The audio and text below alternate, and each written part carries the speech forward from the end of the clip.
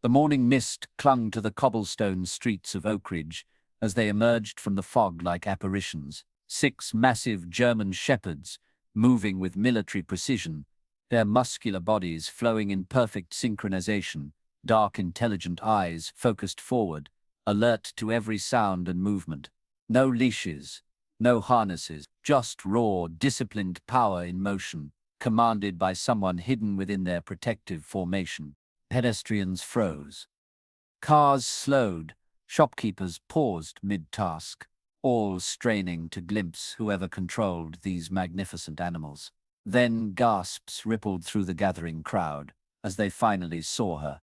It wasn't a professional trainer or police officer guiding this formidable pack. It was a child, a wisp of a girl, no more than 6 years old, with solemn eyes and copper hair braided down her back. Her delicate frame seemed impossibly small, next to the powerful beasts flanking her protectively. With just a whispered word or slight gesture of her tiny hand, the dogs would halt, turn, or proceed in perfect unison. "Something isn't right about that," muttered Eleanor Peterson, narrowing her eyes as she watched from behind her Victorian home's curtains. No child could control those monsters naturally. Mark my words, there's something very wrong happening in that house. Little did anyone know that Eleanor's suspicions would unleash a chain of events that would expose secrets darker and more extraordinary than anyone in Oak Ridge could have imagined. The morning ritual had begun 3 months ago, and Oak Ridge was still adjusting to the spectacle. 6 German shepherds, each weighing close to 90 pounds of pure muscle, moving in formation around a child so small she was barely visible among them. The sight defied logic, challenged assumptions, and divided the sleepy coastal town into fascinated admirers and concerned critics. Today was no different, as Emma Thompson and her canine entourage made their way down Main Street precisely at 7:15 a.m. The largest dog, a male with a silver-tipped black coat named Max, took point position at the front. Luna and Shadow flanked Emma's left, while Duke, Bella, and Rex guarded her right. Their synchronized movements suggested years of professional training, yet they responded to commands so subtle they were nearly imperceptible. "Would you look at that?" marveled Frank Delaney, pausing while unlocking his hardware store. "Those dogs mind that little girl better than my teenagers mind me." Smartphones captured videos that circulated among local residents, showing Emma guiding her pack through increasingly complex maneuvers. A slight gesture from her small hand would send 3 dogs left, 3 right, reuniting at the corner without tangling or missing a beat. When she paused at crosswalks, the dogs formed a protective semicircle around her, their attentiveness unwavering until she gave permission to proceed. The sight was both beautiful and unsettling. Beauty in the harmony between child and animals, unease in the preternatural control she wielded over creatures that could easily overpower her. Officer James Connolly, who had initially followed at a distance to ensure public safety, eventually became Emma's informal escort, marveling at the control she exhibited. "In 20 years on the force, I've never seen K9 units this disciplined," he told his colleagues. The local bakery began saving bone-shaped treats for Emma's pack, while Cape Cod Coffee prepared hot chocolate for Emma, though her grandmother usually collected it later, explaining with an apologetic smile that Emma doesn't take things from strangers. For most residents, the daily procession had become a charming part of Oak Ridge's identity, something unique that distinguished their town from countless other New England coastal communities. Tourists often timed their breakfasts at the harborfront cafes to witness what travel blogs had begun calling the Shepherd Parade. But not everyone shared this perspective. Eleanor Peterson watched the growing celebrity with mounting unease from behind the Venetian blinds of her Queen Anne Victorian on Elm Street. As a retired elementary school principal and self-appointed guardian of community standards, Mrs. Peterson considered herself uniquely qualified to identify situations that just weren't right. She began timing Emma's walks, noting that the child appeared entirely unsupervised for approximately 45 minutes each morning. "Where are her grandparents?" she demanded of her husband, who had long ago learned that such questions required no answer. Those dogs could turn on her or someone else in an instant. It's negligence, plain and simple. Mrs. Peterson's concerns found fertile ground among a small but vocal segment of Oakridge residents. Margaret Wilson, whose poodle had once been frightened by one of Emma's shepherds, began crossing the street whenever she saw them approach. The PTA president questioned whether Emma was even enrolled in school, sparking rumors about educational neglect. As Emma and her dogs rounded the corner toward home, their morning exercise complete, the girl remained oblivious to the brewing storm her daily walks had created. Her focus remained entirely on her companions, 6 magnificent animals who moved as extensions of her will, protecting her from a world that had already taken too much from her. The Oakridge Town Council meeting was ostensibly about revising leash laws in the downtown business district, but everyone knew the real subject was Emma Thompson and her 6 German shepherds. The historic meeting room overflowed, forcing latecomers to stand along the walls and in the hallway beyond. The tension in the air was palpable as Mayor Williams called the session to order. "We're here to discuss Ordinance 47B regarding animal control in public spaces," the mayor began, adjusting his glasses nervously. "Please keep comments relevant to the ordinance and maintain civil discourse." Michael Gallagher, owner of the Harbor View restaurant, approached the microphone first. Rolling up his sleeves to reveal forearms covered in nautical tattoos, he planted his feet firmly and addressed the council. "I've been running my restaurant on Main Street for 15 years, he stated firmly. "Those dogs bring in customers. People come to eat on my patio, hoping to see them pass by. They're better behaved than most humans in this room." Approving applause erupted from one side of the chamber. Diane Fuller countered with trembling indignation, clutching her designer purse as she spoke. "My grandson is terrified of dogs after being bitten last year. Should he have to encounter 6 massive, unleashed animals on his way to the library? What about his rights?" Equal applause followed from the opposition. For over 2 hours, residents debated their comments, revealing less about leash regulations and more about deep-seated beliefs regarding parenting safety, tradition, and change. Dr. Tom Stanley, the town's veterinarian, cited research on German shepherds' intelligence and trainability. "These aren't random, undisciplined animals," he explained. "Their protective instincts, when properly channeled, make them exceptional companions." Patricia Moore, the town's insurance agent, countered with liability statistics. "Regardless of training, any dog can be unpredictable. My company has handled 17 dog bite claims in this county alone over the past 5 years. The division extended beyond the town hall. That Sunday, Pastor Richards of First Baptist Church delivered a sermon about fear of the different among us, without explicitly mentioning Emma. Across town at St. Mary's Catholic Church, Father Donovan spoke of protecting the most vulnerable, equally avoiding direct reference. At Oakridge Elementary, where Emma should have been attending 1st grade, children played Emma and the Dogs at recess, arguing over who got to be Emma. The Oakridge Oracle newspaper published opposing editorials, and their online comment sections became battlegrounds of increasingly hostile exchanges. Through it all, Emma herself remained seemingly oblivious, continuing her silent communication with the only family she fully recognized. Each morning she moved through the increasingly divided town like a ghost, visible to all but connecting with none, her eyes focused only on her canine companions and the path ahead. Eleanor Peterson observed it all, with growing determination. As a former educator who had dedicated her life to children's welfare, she couldn't stand by while a child was placed in what she perceived as daily danger. The fact that no one else seemed willing to take action only strengthened her resolve. "Sometimes doing the right thing means being unpopular," she told her reluctant husband, as she drafted a petition, calling for official intervention. "That child needs protection, even if she doesn't know it herself." What Eleanor didn't say, what she barely acknowledged even to herself, was how the sight of Emma stirred something deeper than concern, something that felt uncomfortably like guilt, though she insisted to herself she had nothing to feel guilty about. Emma Thompson wasn't always the silent child who commanded German shepherds with the subtlest of gestures. Born to Mark and Sarah Thompson, renowned dog trainers who worked with police departments across New England.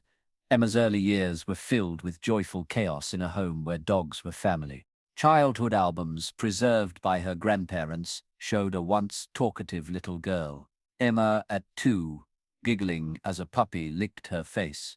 Emma at 3 proudly holding a training clicker while her father looked on with pride. Emma at 4 reading aloud to an attentive German Shepherd puppy named Max. The same Max who now led her pack with such vigilance. Her parents recognized Emma's gift early. When she was barely 3, she could calm their most temperamental rescue dog with nothing more than a gentle touch and whispered words. Sarah filmed the interaction, her voice carrying amazement and pride. "She's doing it again, Mark. I've never seen anything like it."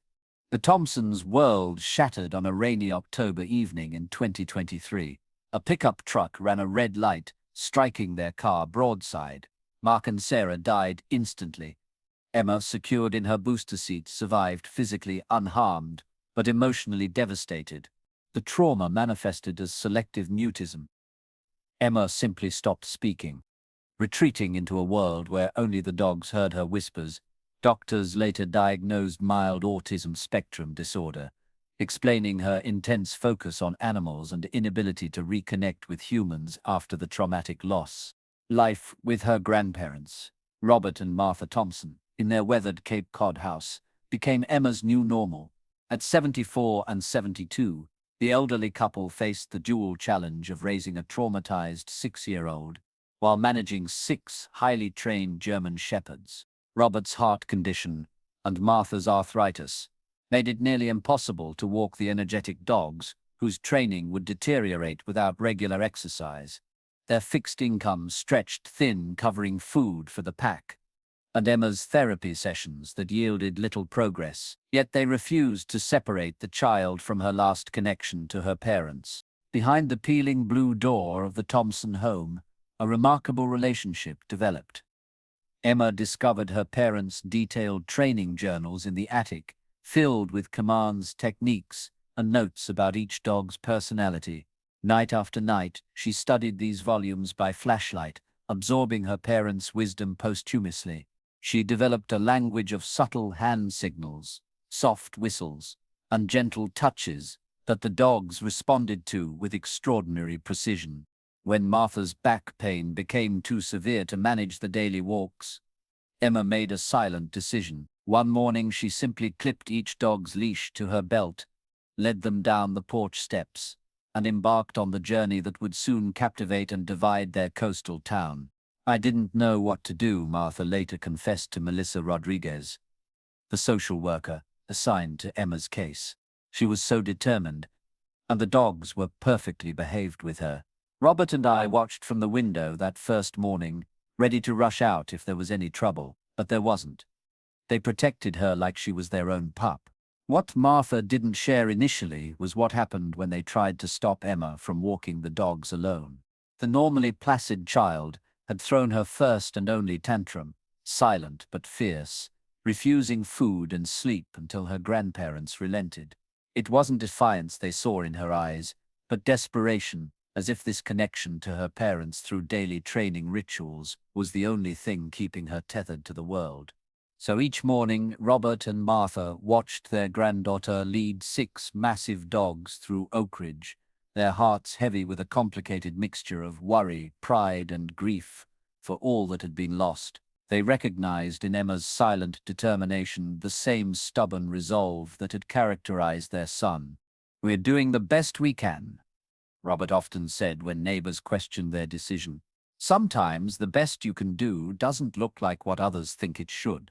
The first time Emma walked her dogs alone through downtown Oak Ridge, the sight stopped traffic, literally. Cars slowed as drivers craned their necks to witness the improbable procession. The 6 German shepherds moved as a coordinated unit with Max, the largest at nearly 90 pounds, taking point position. Emma, barely visible among the mass of fur and muscle, walked with quiet determination, her red sneakers peeking out beneath the forest of canine legs. Initially, she kept to the side streets and the harbor park, but as her confidence grew, so did her roots. By the third week, she had established a morning ritual that took her down Main Street just as shops were opening, drawing crowds of admirers who began setting their watches by her appearances. 7:15 a.m. Emma would emerge from the faded blue Cape Cod house, the 6 dogs already in formation around her. No barking, no straining at leashes, just patient anticipation as she closed the gate behind them. 7:22 a.m. The procession would pass Harbor Lights Bakery, where owner Maria Santiago would pause in her morning bread making to place fresh dog treats in a bowl outside her door. The little one never takes them herself, Maria explained to curious customers. The dogs wait until she gives a little signal, just a twitch of her finger before they each take one. Most polite animals I've ever seen. 7:30 a.m. Emma would lead the pack through Memorial Park, where she conducted what appeared to be training exercises. Observers noted how she would send dogs to specific locations with hand signals, so subtle they were difficult to detect. Sometimes 3 would stay while 3 followed her, then they would exchange positions with perfect timing. 7:45 a.m. The route continued past Oak Ridge Elementary, where Principal Winters often stood at the entrance, watching with professional interest. He had attempted to approach Emma's grandparents about enrollment, but had been gently rebuffed with explanations about Emma's special needs and ongoing trauma. 8 a.m. The final leg of the journey took Emma and her pack along the harbor front, where fishermen preparing for the day would pause in their work, offering respectful nods that Emma rarely acknowledged. Captain Joe Mendez started the tradition of saluting her as she passed. "My brother's a K9 handler with Boston PD," he explained. "What she's doing with those dogs, it's something special, shows respect to acknowledge it." By 8:15 a.m., Emma would return home, where Martha Thompson would be waiting on the porch with a glass of orange juice and Emma's medication. The dogs would be released from their formation with a subtle hand signal, each going to their designated resting spot in the yard, while Emma had her breakfast. The routine rarely varied, giving the entire performance a quality of ritual that added to its mystique. The predictability seemed important to Emma, as the few times her route was blocked by construction or other obstacles, observers noted her visible distress until alternative paths were established. Officer James Connolly began timing his morning patrol to coincide with Emma's walks, initially out of concern for public safety, but increasingly out of professional admiration. "In 20 years on the force, I've never seen K9 units this disciplined," he told his colleagues at the station. The local businesses along Emma's route adapted to her schedule. Cape Cod Coffee started preparing hot chocolate for Emma, though her grandmother usually collected it later. The bookstore owner, noting Emma's interest in his window display of animal books, began changing the featured titles specifically for her benefit. Tourists asked to take pictures with Oak Ridge's dog whisperer, though Emma rarely acknowledged these requests, focusing instead on her animals. Some visitors extended their stays specifically to witness the morning procession, filling the breakfast tables at Harbor View Restaurant. Not everyone shared this perspective. Margaret Wilson, whose white poodle had once barked aggressively at one of Emma's shepherds, began crossing the street whenever she saw them approach. "Those dogs are killers waiting to happen," she insisted to anyone who would listen. As Emma's daily walks became part of Oak Ridge's rhythm, the town found itself increasingly divided between those who viewed the spectacle as a beautiful example of human-animal connection and those who saw it as an accident waiting to happen. Eleanor Peterson had never considered herself a crusader, until now, sitting at her antique writing desk, she carefully penned another signature on her self-drafted petition for the safety of Emma Thompson and the community of Oak Ridge. Her handwriting, perfected through decades of grading elementary school papers, formed each letter with deliberate precision. 27 signatures so far, she murmured, reviewing the list. Respectable, but not enough. She needed to present an overwhelming mandate to the authorities if they were to take action. "Charles," she called to her husband, who was attempting to enjoy his morning crossword, "I need you to take me to the senior center after lunch." Betty Jackson promised to introduce me to her bridge club. Charles Peterson lowered his newspaper with a sigh. After 46 years of marriage, he recognized the futility of battling against his wife's determination. "Eleanor, don't you think you might be overstepping? That Thompson child hasn't caused any actual problems." Eleanor's spine stiffened. "Not yet, Charles. Not yet. Do we wait until one of those beasts mauls a toddler? Until that poor, disturbed girl is injured? Those elderly grandparents are clearly overwhelmed. It's neglect, pure and simple. And if no one else will protect that child, I certainly will." By week's end, Eleanor's campaign had gathered momentum. Her petitions circulated through church groups, beauty salons, and the country club. She recruited Margaret Wilson and Diane Fuller as her lieutenants, establishing a phone tree to alert supporters of Emma's walking schedule. They followed at a distance, documenting every instance when a dog moved more than 3 feet from Emma, every time the child crossed the street without looking both ways twice, and the occasional moments when one of the shepherds growled at another passing dog. Eleanor's master stroke came at the Rotary Club luncheon, where she stood during the open comment period. "My friends and neighbors," she began, her voice carrying the authoritative tone she'd perfected during school assemblies. "We have a situation in our town that demands immediate attention." She outlined what she described as a tragedy waiting to happen, painting a picture of endangerment so compelling that Bernard Whitaker, the club president and owner of 3 local insurance agencies, pledged his support on the spot. "My company wouldn't insure a household with that liability risk," he declared, passing Eleanor's petition to the next table. "I'll call my cousin at Child Services this afternoon."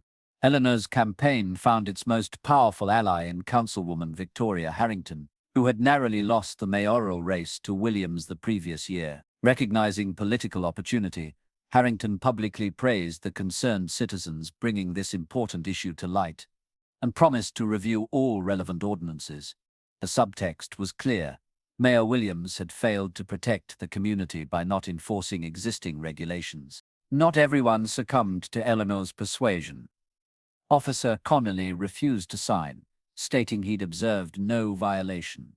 Dr. Stanley, the veterinarian, wrote a letter to the Oak Ridge Oracle, defending Emma's handling of the dogs. The bakery and coffee shop owners displayed "We support Emma" signs in their windows. But these voices of support were increasingly drowned out as Eleanor's methodical campaign gained traction. The town found itself dividing along unexpected lines, not the usual political or socioeconomic boundaries, but new fractures based on attitudes toward risk, parental autonomy, and the very nature of childhood in the modern world. Through it all, Emma herself remained seemingly oblivious, continuing her silent communication with the only family she fully recognized, unaware that her small figure had become the center of a growing storm. On a warm Tuesday morning, Eleanor's efforts bore fruit in an unexpected way. Jonathan Pierce, a journalist from the regional newspaper who had been visiting his mother in Oak Ridge, witnessed Emma's procession and immediately recognized a human interest story with viral potential. His article, "The Dog Whisperer Child, Miracle or Menace," appeared online that evening, complete with surreptitiously taken photographs of Emma and quotes from concerned community leader Eleanor Peterson. The story exploded beyond Oak Ridge's boundaries. By Wednesday, national morning shows were leading with the story. "Is this extraordinary child gifted or endangered?" asked one Chipper host.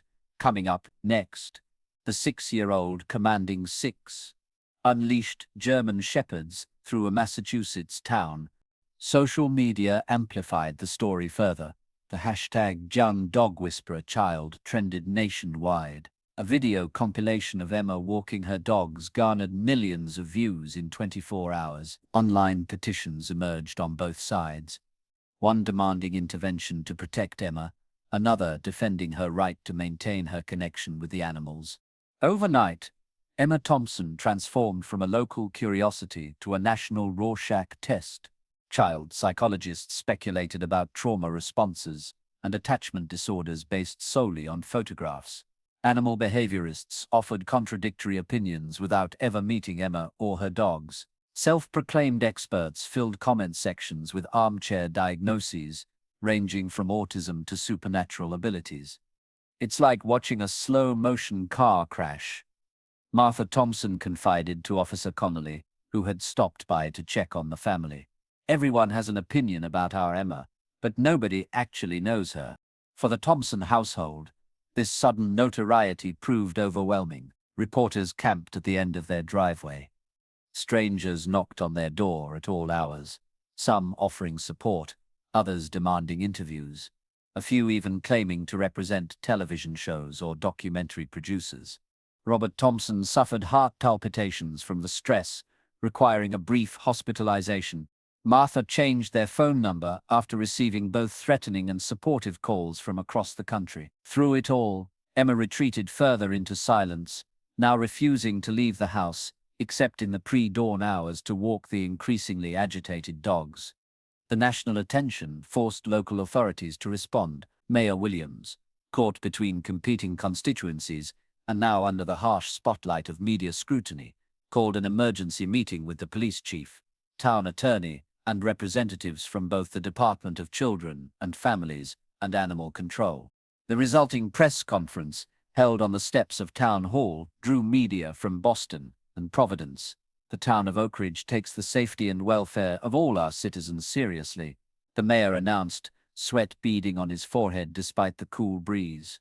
We have initiated a formal investigation into the situation regarding Emma Thompson and will follow established protocols to determine appropriate action. The deliberately vague statement satisfied no one. Eleanor Peterson, standing prominently behind the press contingent, loudly proclaimed it too little, too late.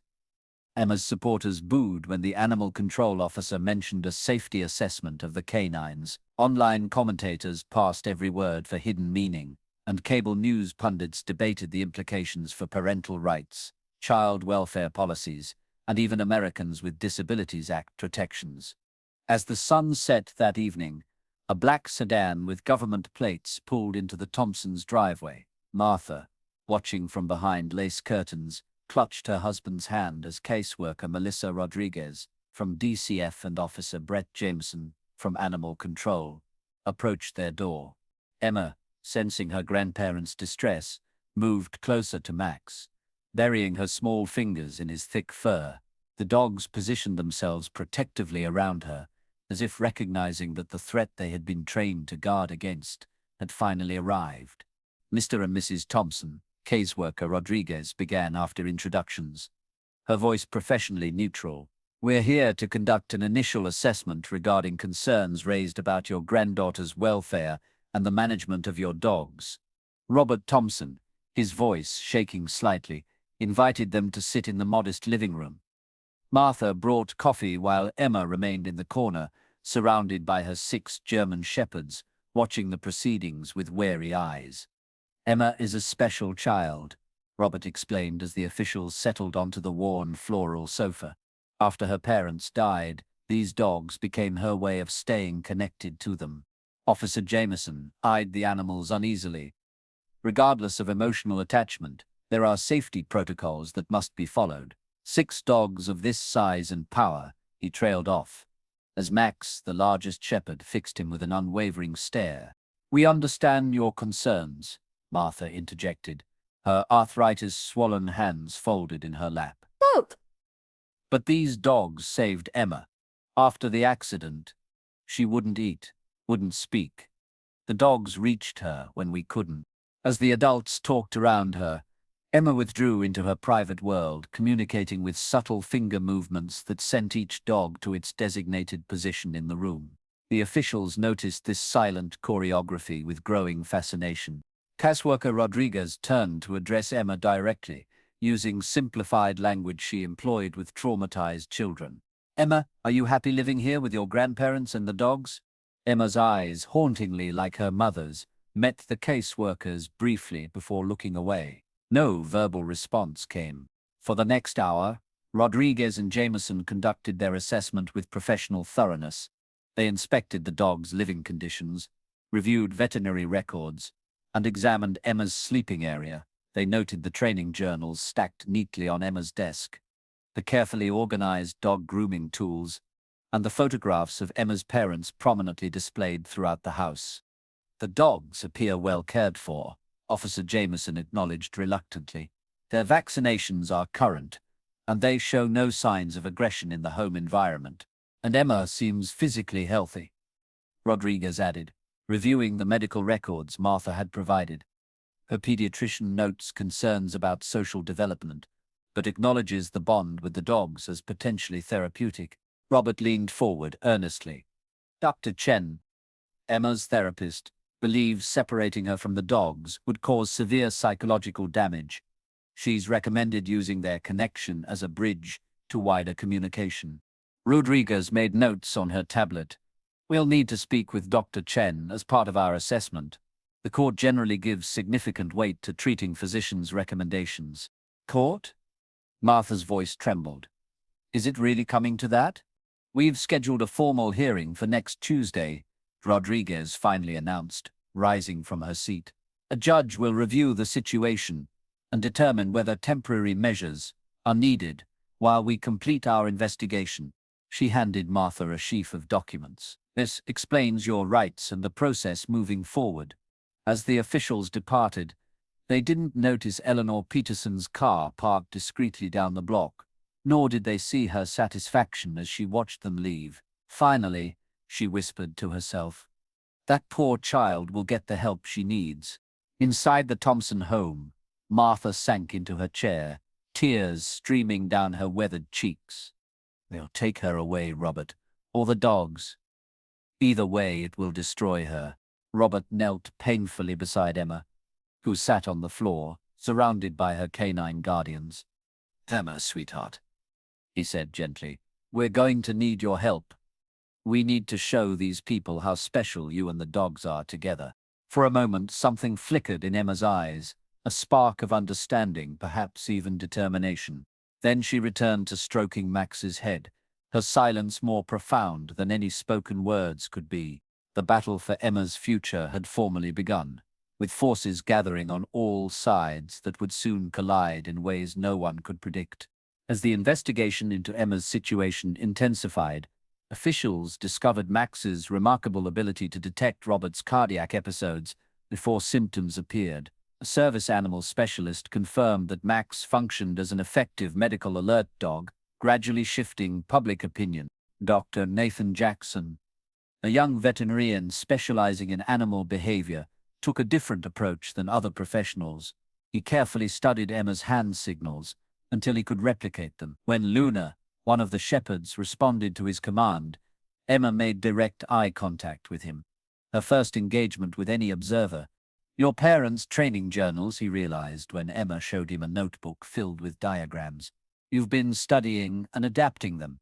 At the crowded courthouse hearing, experts presented conflicting testimony about Emma's welfare. Dr. Jackson passionately advocated that separating Emma from her dogs would cause profound psychological harm. As Judge Ostrowski prepared to rule, chaos erupted. Max had escaped his handler and bounded down the center aisle toward Emma, changing everything. The courtroom froze in shock as Max approached Emma. When the dogs suddenly turned to Robert Thompson, Dr. Jackson noted, Mr. Thompson, are you feeling unwell? Max may be alerting. Indeed, paramedics confirmed elevated blood pressure and irregular heart rhythm requiring hospital evaluation. Throughout their assessment, Max remained vigilant, occasionally returning to Emma as if providing updates. While Robert was transported to the hospital with Martha accompanying him, Judge Ostrowski invited Emma to remain in her chambers with Dr. Jackson. There, through gentle conversation and photographs of Emma with her dogs, Dr. Jackson established rapport. I'd like to listen if you're willing to tell me, the judge said kindly. It doesn't have to be with words, if that's too hard. Offered a notepad. Emma wrote a carefully formed sentence. Please don't take my dogs away. They keep the nightmares from coming back. Through written dialogue, Emma revealed sophisticated understanding of her situation and articulated the central role the dogs played in her emotional survival. The dogs still hear Mom and Dad in my hands, she wrote, a poetic expression of her belief that the training techniques connected her to her parents. When court reconvened, Judge Ostrowski shared these insights. Eleanor's attorney objected, The child is traumatized and clearly emotionally dependent on these animals. She cannot objectively assess what's in her own best interest. At this statement, something changed. Emma straightened and stepped forward with Max beside her. After 2 years of silence, she spoke. "The dogs," Emma began. Barely audible. "They're not just pets. They keep me safe." Her voice grew marginally stronger. "When the car hit Mom and Dad, I was in the back seat. Max pulled me out before the fire." This revelation, that Emma had witnessed her parents' deaths and been rescued by Max, stunned the courtroom. No investigation report had mentioned this crucial detail. "Max saved me then," Emma continued determinedly. "All the dogs save me every day from the dreams, from the pictures in my head. Please don't take them away. They're the only part of Mom and Dad I have left." The courtroom remained absolutely silent as Emma turned and walked back to her chair. Well, Max matching her pace exactly. Martha embraced her granddaughter, sobbing quietly, while Emma remained dry-eyed, as if the tremendous effort of speaking had left no energy for tears. Judge Ostrowski, visibly moved, but maintaining her judicial composure, addressed the court. "I think we've heard the most important testimony in this case. Mrs. Peterson, would you like to respond?" Eleanor Peterson, whose rigid posture had gradually softened during Emma's statement, slowly rose to her feet. For perhaps the first time since the proceedings began, she looked at Emma directly, not as a subject of concern, but as a person deserving of respect. "Your Honor," she began, her voice uncharacteristically uncertain, "I initiated this action because I believed the child was in danger. I still believe that proper safeguards must be in place." She paused, seeming to struggle with an internal conflict. "However, I cannot in good conscience continue to advocate for removing these animals from Emma's life, not after what we've just witnessed." Her attorney tugged at her sleeve in obvious dismay, but Eleanor continued, "I would like to withdraw my petition, with the request that the court consider ordering some form of professional oversight to ensure ongoing safety and to support Emma's continued recovery." The judge nodded thoughtfully. "Thank you, Mrs. Peterson. I appreciate your willingness to reconsider your position." Judge Ostrowski delivered her decision with careful precision, acknowledging the legitimate concerns raised while affirming the unique bond between Emma and her dogs. She ordered a 6-month monitoring period with regular visits from both child welfare services and animal behavior specialists, with Dr. Jackson specifically appointed to develop a therapeutic program building on Emma's communication abilities. Most significantly, she ruled that the dogs could remain with Emma provided certain safety protocols were implemented and the grandparents received additional support services. This court recognizes that there are no perfect solutions in cases involving childhood trauma, she concluded, but when a child finds a path toward healing, however unconventional, our responsibility is to nurture that path while ensuring appropriate safeguards. As the hearing adjourned, the courtroom buzzed with conversation. Reporters rushed to file their stories while spectators debated the judge's decision. Through it all, Emma remained beside her grandmother, one hand on Max's head, seemingly untouched by the commotion around her. Having found her voice after 2 years of silence, she had retreated once again into quietude, but it was a different quality of silence now, one of choice rather than trauma, punctuated by the occasional whispered word to the dog who had twice saved her life. Emma resumed her morning walks with renewed confidence following the hearing. Martha reported to Rodriguez that Emma had begun speaking brief sentences at home, halting progress, but progress nonetheless. 2 weeks later, Dr. Jackson began implementing the court-ordered therapeutic program, working with Emma and the dogs 3 times weekly. During an outdoor session in the public garden, they encountered Eleanor Peterson. "Emma," Eleanor said softly, "I wonder if I might speak with you." To Dr. Jackson's surprise, Emma nodded, though positioning Max between them. "I owe you an apology," Eleanor began. "I thought I was protecting you, but I was wrong." She struggled visibly before continuing. "The truth is, I have a more personal reason to speak with you. I was there the night your parents died. It was my car that ran the red light. The revelation stunned them all. Eleanor confessed to being distracted by an argument on the phone during heavy rain. The police said it was an accident, but I've known every day since. You hurt my mom and dad, Emma said quietly. Yes, and I can never undo that harm. The dogs recognized your smell, Emma revealed. That's why they always got nervous when we walked past your house. They remembered from the accident. This detail devastated Eleanor. Before she could respond, a cyclist startled Emma. Max moved protectively between Emma and the perceived threat, just as Eleanor stepped forward. Though Max only gave a warning bark, Eleanor lost her balance and fell, fracturing her wrist. Despite Eleanor's insistence that Max hadn't attacked her, protocol required the dog be taken to animal control pending investigation. Emma collapsed in tears as her protector was led away. The next morning, Michael Gallagher, the restaurant owner, arrived with security footage showing Max rescuing Emma from drowning in the park pond weeks earlier. The video showed the dog leaping into water to push Emma to safety, irrefutable evidence of his protective nature. She never told us, Martha whispered, watching the footage. She came home with wet clothes that morning, but said she'd slipped in a puddle. If Max hadn't been there, Dr. Jackson studied the final frame. This confirms what I've observed. Max doesn't just obey Emma, he's actively protective, making independent decisions when necessary for her safety. Rodriguez noted, this footage provides critical context for yesterday's incident. Max's reaction to Mrs. Peterson can be characterized as protective, rather than aggressive, consistent with a documented pattern of behavior. Within hours, the video's existence spread through Oak Ridge's gossip network. Community members who had remained neutral now expressed outrage at Max's detention. A small crowd gathered outside the animal control facility with signs reading "Free Max" and "Heroes don't belong in cages." The morning's developments took an even more dramatic turn when Eleanor Peterson herself arrived at the Thompson home, her arm in a cast. This time she bypassed the house entirely, making her way directly to where Emma sat on the porch. Emma, she said softly, maintaining a respectful distance.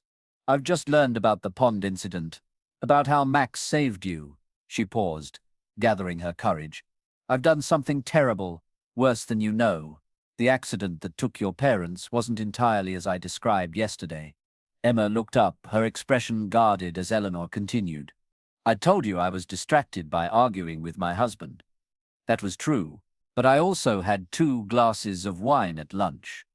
Not enough to be legally impaired according to the blood test, but enough that I shouldn't have been driving in poor weather. The police knew, but they were lenient given my position in the community and my previously clean record. Eleanor's confession, delivered loud enough to be heard by the adults now standing in the doorway, landed like a physical blow.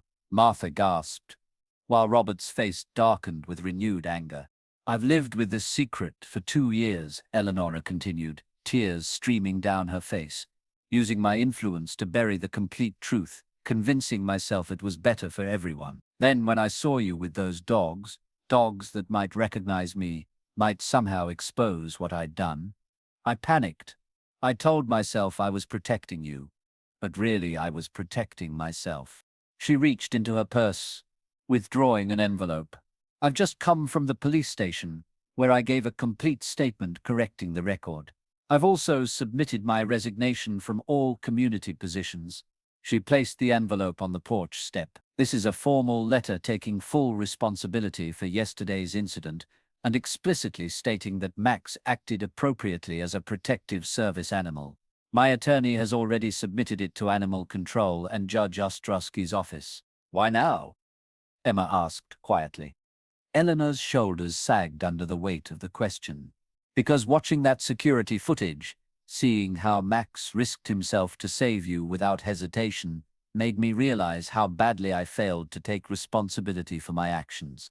That dog has shown more courage and integrity than I have. As if summoned by these words, a police cruiser pulled into the driveway. Officer Connolly emerged, followed by Max, alert and eager, straining at his leash.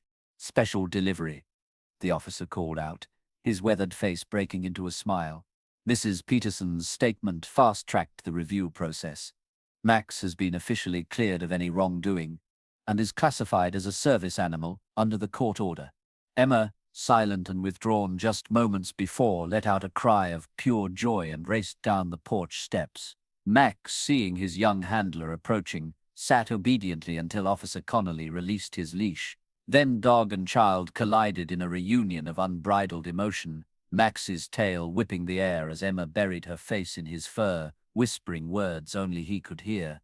Eleanor Peterson watched with tears streaming down her face, tears not of self-pity but of a more complex emotion, regret mingled with the first tentative hope of redemption. In her broken admission of guilt and subsequent actions, she had unwittingly opened a path toward healing, not just for Emma, but potentially for herself as well. The truth, so long concealed, now stood revealed in the harsh light of day, painful but ultimately liberating for all involved. The summer following Max's brief detention brought transformative changes to Oak Ridge and to Emma Thompson's world. Judge Ostrowski amended her original order, formally recognizing Max as a service animal and establishing legal precedent that would benefit other families with similar needs throughout Massachusetts. The classification extended to Emma's entire pack, acknowledging their collective role in her emotional recovery while maintaining reasonable safety protocols. Eleanor Peterson's public confession sent ripples through the community. Some residents, particularly those who had supported her campaign against Emma's dogs, expressed feelings of betrayal. Others recognized the courage required to admit such a devastating mistake and commended her belated honesty. The district attorney reviewed the case, but ultimately decided against pursuing criminal charges, citing the statute of limitations on the lesser offenses and insufficient evidence for more serious counts. Nevertheless, Eleanor voluntarily surrendered her driver's license and began attending weekly addiction counseling sessions at the community center. Perhaps most surprisingly, Eleanor initiated a civil settlement with the Thompson family, establishing a trust fund for Emma's education and future needs. Martha and Robert initially resisted, viewing the money as blood payment for their son's life, but ultimately accepted after Eleanor structured the trust include ongoing support for the dog's care and training. "We cannot change the past," Martha told Robert during one of their late-night discussions on the subject, "but we can secure Emma's future." That's what Mark and Sarah would have wanted. The most remarkable development came from Dr. Nathan Jackson's continued work with Emma and her dogs. Building on the communication techniques he had observed, he developed a structured program combining animal-assisted therapy with traditional counseling approaches. Emma served as both patient and collaborator, a unique bond with the dogs, providing insights that helped refine the methodology. "What we're seeing with Emma isn't just a child with well-trained pets," Dr. Jackson explained at Cape Cod Hospital's Behavioral Health Symposium. "She's created a sophisticated communication system that bridges human and canine understanding, allowing for complex collaborative behaviors. More importantly, this system has provided her with emotional security during profound trauma, effectively preventing more severe developmental impacts." By September, word of Emma's progress had spread through professional networks, attracting interest from researchers at Tufts University's Center for Animals and Public Policy. After careful consideration and extensive preparation to ensure Emma's comfort, Martha and Robert agreed to allow a limited research study documenting the therapeutic benefits of Emma's bond with her dogs. The resulting paper, co-authored by Dr. Jackson, would eventually be published in a prestigious journal, with Emma credited as a juvenile contributor. Emma herself continued to emerge from her protective silence, speaking more frequently, though still primarily with family members and Dr. Jackson. Her vocabulary advanced for her age due to early reading, sometimes startled adults, unprepared for philosophical observations delivered in a child's voice. "The dogs don't need me to talk," she explained to Dr. Jackson during one session. "They understand anyway. But people need words to understand feelings." When public school resumed in the fall, the Thompsons faced another difficult decision. Traditional classroom settings presented obvious challenges for a child still recovering from trauma and accustomed to canine rather than human companionship. After extensive consultation with educators and therapists, they arranged a modified attendance plan, allowing Emma to participate in morning classes while continuing her therapy sessions in the afternoons. The school administration initially balked at Emma's request to bring Max as a service animal, citing potential disruption and allergy concerns. Once again, the community that had been so divided months earlier came together in support. Parents signed petitions, the school committee held a special meeting, and eventually a compromise emerged.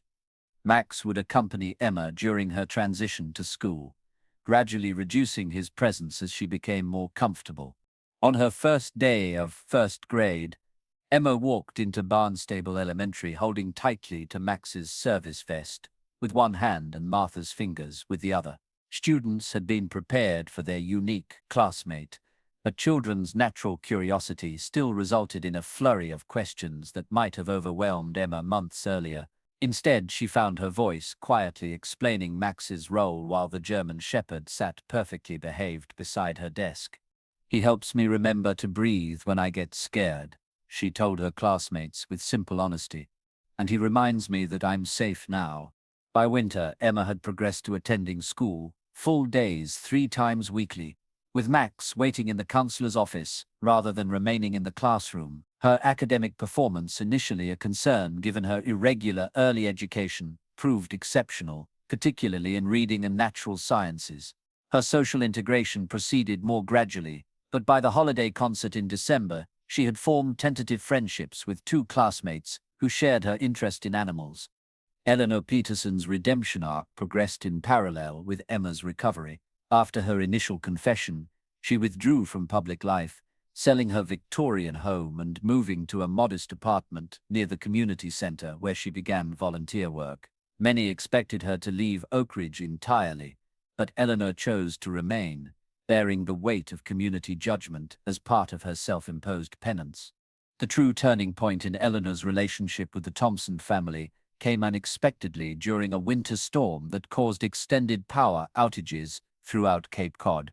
With temperatures dropping dangerously and Robert's health a constant concern, the Emergency Management Office established warming centers for vulnerable residents. Martha attempted to transport Robert, Emma, and 6 large dogs to the designated shelter but found herself stranded when their aging station wagon refused to start in the bitter cold.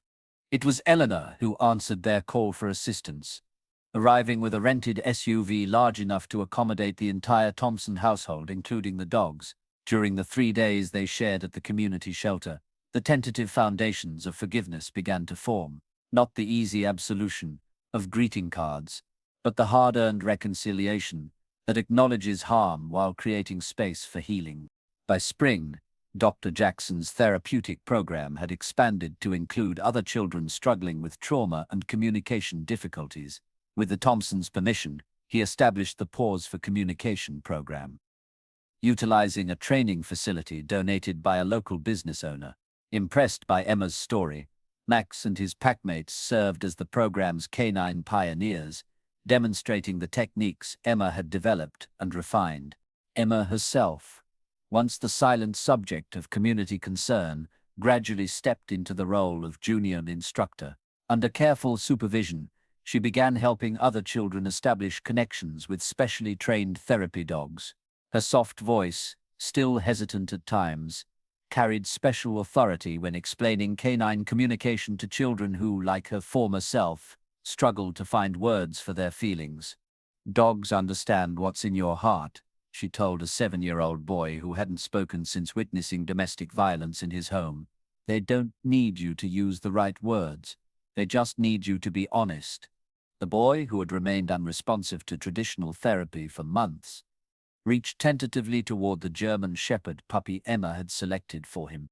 His first smile in nearly a year followed soon after.